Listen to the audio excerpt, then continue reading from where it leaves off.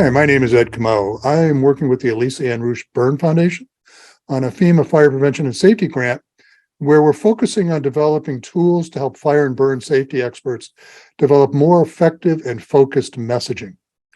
And as part of this, we've created a team, a multidisciplinary team of experts from the fire and burn safety community, academia, communications, behavioral health, and public health to help us in putting this tool together that we're going to be rolling out. Well, actually, by the time we air this, it may indeed have already rolled out.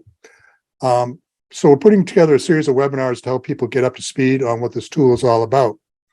So today we have two of the people on this team that are working with us from the California State University, Northridge.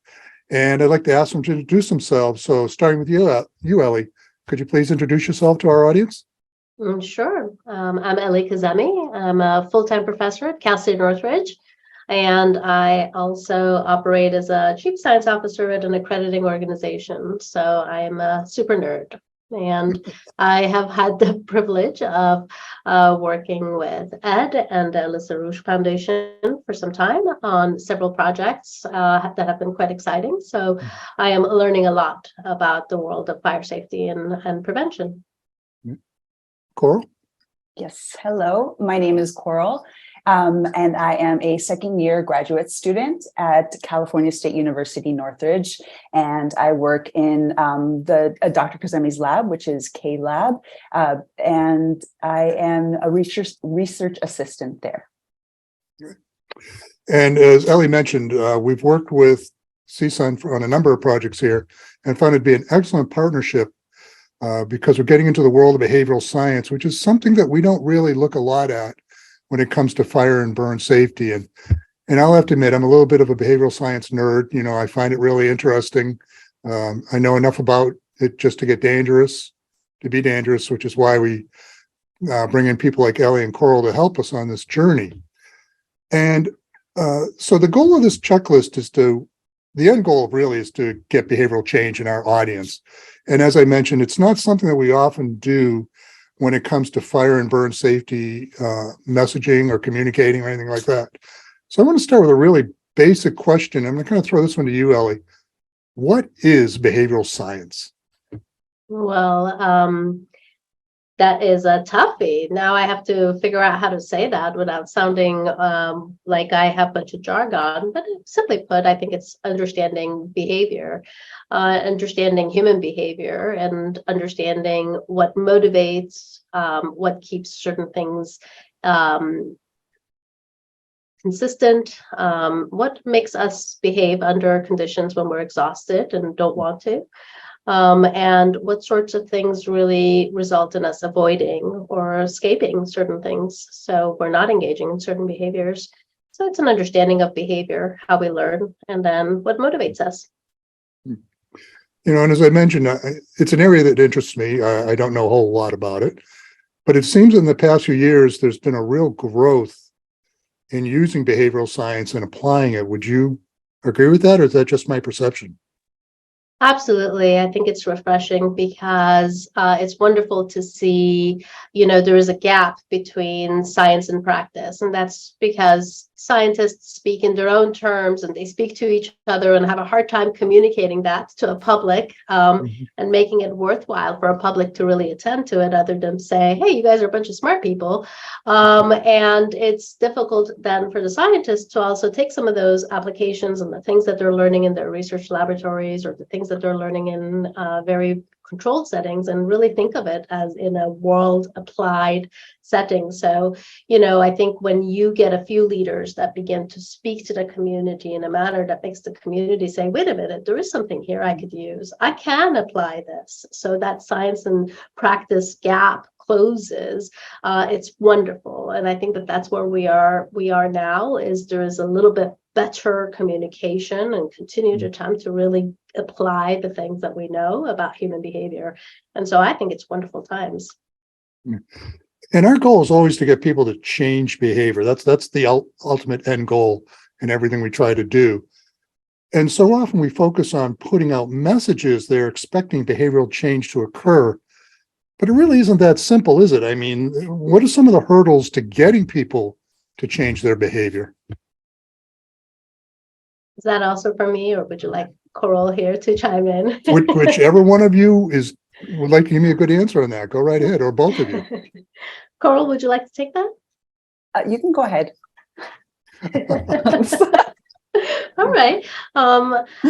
You know, you're right. Quite often what we're interested in is change in behavior, because some of the most important things that happen are outcomes of behavior. It's either outcome of neglect, we didn't take care of something and bad things occurred, or it's the outcome of behavior that we put forth without, either knowing the bigger picture or appropriately putting it forth because we weren't as informed, which can also result in some harm, either to ourselves, the people we care about. And those outcomes then usually mean we're seeking to change behavior before behavior occurs, either to make it occur so that people are not neglecting or escaping or not behaving under the right conditions, or to behave in accordance to a set of procedures or information that we're hoping that they would gain so that that behavior can help them better. And I think that that's definitely been true in our collaborative efforts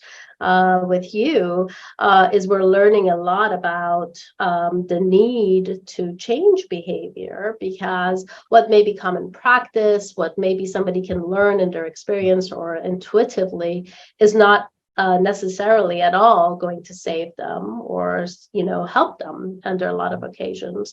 And sometimes the things you're requesting require a lot of effort on the part of the people who have to engage in it. Putting up smoke alarms takes effort, takes time, takes energy to look them up and do. And the more we can learn how to decrease that, how to help individuals under conditions that they, everyone wants to be good. I operate, from a place where I think every single human being wants to do their best to be good to their community, to be good to their children, to their family. Everyone wants that. But to set the occasion for those behaviors, it means that we need to be able to message or work with people and understand what motivates them. Okay, so both of you are relatively new to all of this. When we started several years ago working on these projects, the fire and burn safety community was a new arena for both of you.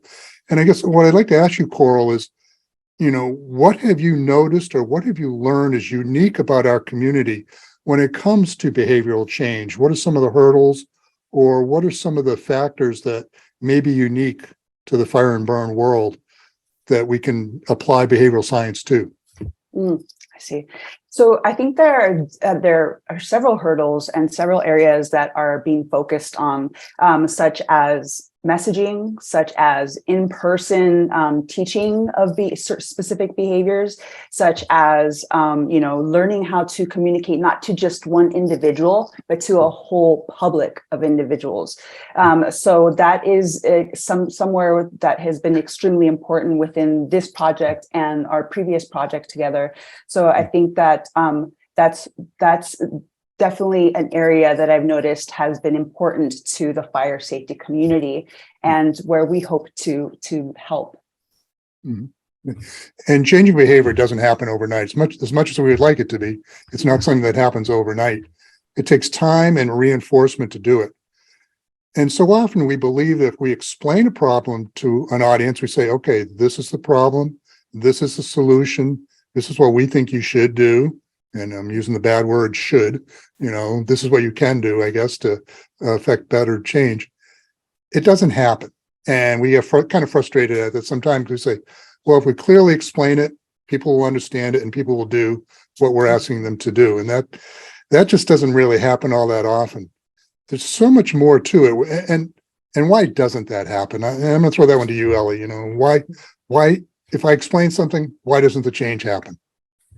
Yeah, I think that, as you mentioned, that is one of the challenges in our collaborative efforts, is the audience is you are dealing with the public and the community. You're not dealing with a program of individuals who sign up and say, how do I change behavior? Show me, which then that intervention is very different, right? If I'm walking into a smoking cessation program and I'm voluntarily agreeing to get into it, it's a very different relationship What I've found very challenging and wonderful is that a lot of the things we know are being pushed to a different level. When we think about the community as a whole, learning that sometimes, students in the school may have access to a firefighter to learn more about fire safety, when those parents are not actually involved in those same discussions, because accessing the parents is not an avenue or an outlet that the fire department may have.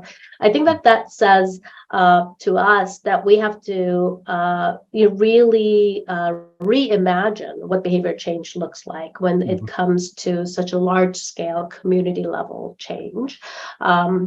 Because, knowledge is one thing. If you teach me in school, or if I have heard from you something about a procedure that I need to put into place, or how I should put away my dishes, or how I should not touch my pots on my stove, that may be back in my history of a knowledge base, but to practice, to actually put that into effect, takes a very different set of conditions. And I think that the beauty here of our collaborative work is figuring out how to put it into effect, how to motivate individuals to not just access that information, but to practice it, to actually put it into practice. And I know that one of the things that I face is me and a lot of my colleagues, we suffer from what I call the curse of knowledge, where I know this stuff, I understand this stuff, why don't you? Trying to get that behavior change going along there. And in cases like this, where, people might be suffering from the curse of knowledge, is the problem with us as communicators? Is it the audience? Is it the messages we're trying to use to communicate? Is it all of the above? I mean, how would you, explain that bridge we're trying to cross between us as knowing this knowledge and trying to get behavior change in our audience? Well, I think this is one of the reasons I love working with you, Ed, is your level of self-reflection. I absolutely think that it's harder when you engage in a condition. So when you're dealing with a performance coach that loves working out, it's so clearly in their repertoire that every day they work out, and for them to kind of understand how it's so easy for you to find conditions to escape working out to that same level, it's hard for them, because they can keep telling you about all of the benefits, they can keep giving you all of the possible tips, but ultimately it's about setting the conditions to really motivate you, because your motivation is not at the same level as it is for them. Because when we learn to do something really well, when it is so well practiced, really the effort is much less. So when we are doing something constantly, the effort to engage in it is not as much.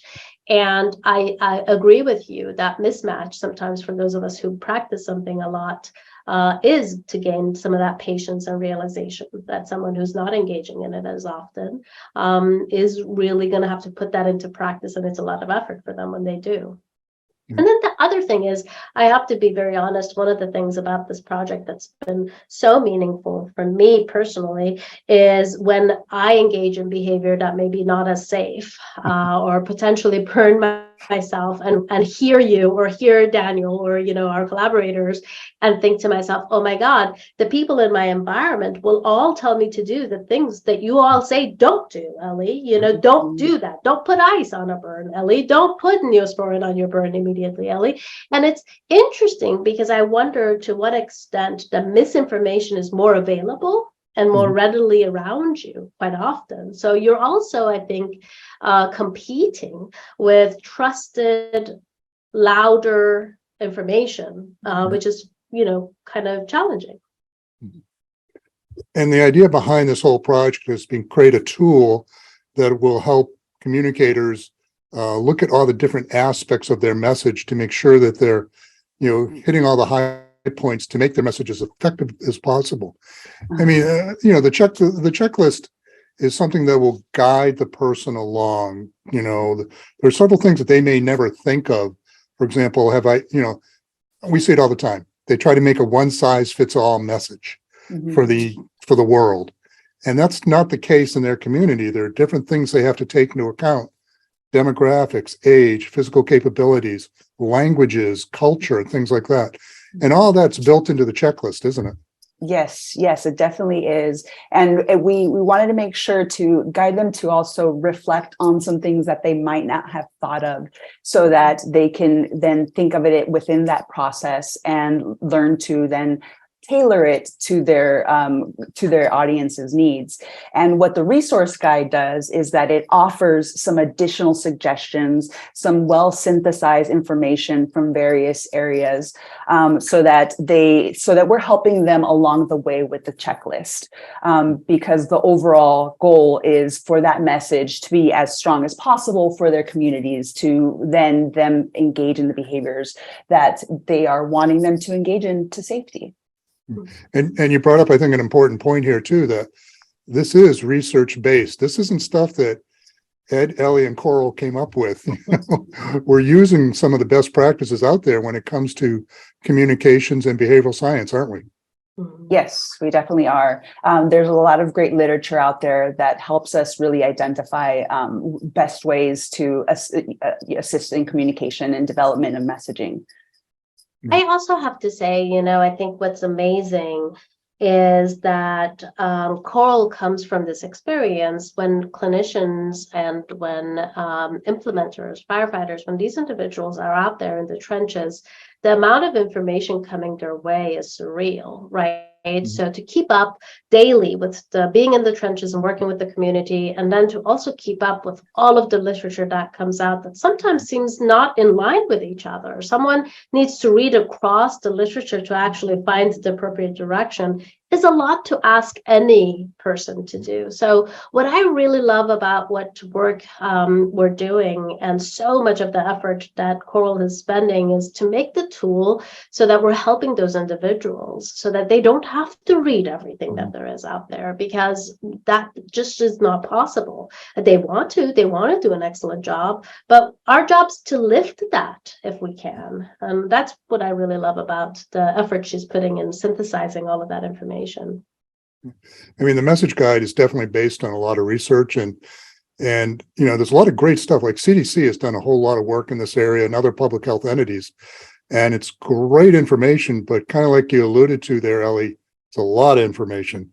and we're trying to create it in very bite-sized chunks, even smaller than bite-sized, so that the busy professional out there can get some quick information on how to make their message a lot more effective and focused on their audience. And what I really like what we've done about the checklist, and Coral's been a big help in this, is it's things that to some people may seem obvious. Well, it's like, well, of course I thought of that. But other people, they may not have ever thought about that. I mean, a prime example is language. Who is your audience? Who are you going towards? And do they speak the same language you're using? And make sure you're not using jargon, and make sure you're not using acronyms. Those are things that are part of the checklist here that, maybe just quickly check it off, but at least you think about it. And to me, that's the important thing about the checklist, is making people think before they go forward on it.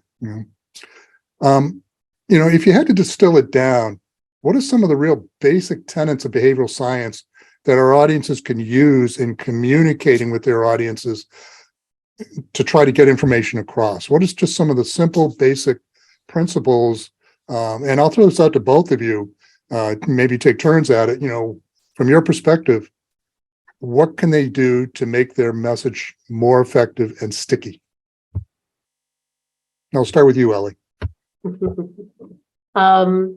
Well, I think that one of the things I've noticed is that there's a balance to strike between something sounding super sexy, super jingly, and something that's easy to remember, and very accurate and parsimonious, made it very simple. And I think that when tough conditions occur, when we're under circumstances where we have to remember something, the simpler it was, the quicker and most accurate it was, the more likely it will influence our behavior in the right way. Right.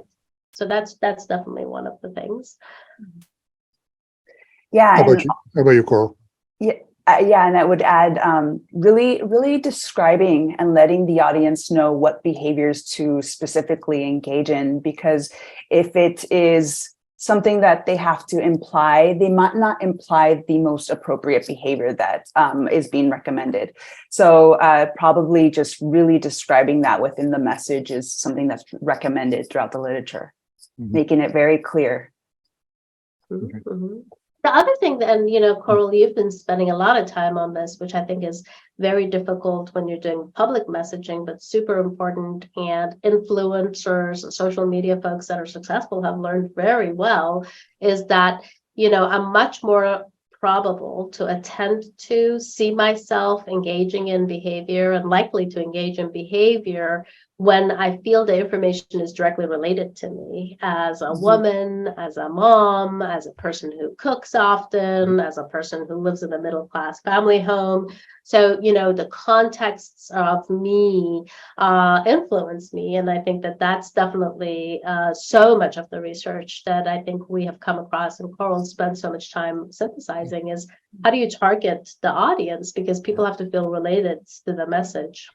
Yeah, definitely. And I think that brings us back to really knowing who your audience is, so that that information can be tailored to them, so they feel it's personal, so they feel that they're being spoken to, and then they can then at that point listen. Yeah, context and relevancy. That's something that, I think we missed the boat on a number of times. Again, we try to do that one size fits all message and put it out there for everybody, and that's just not the case a lot of times. So, yeah.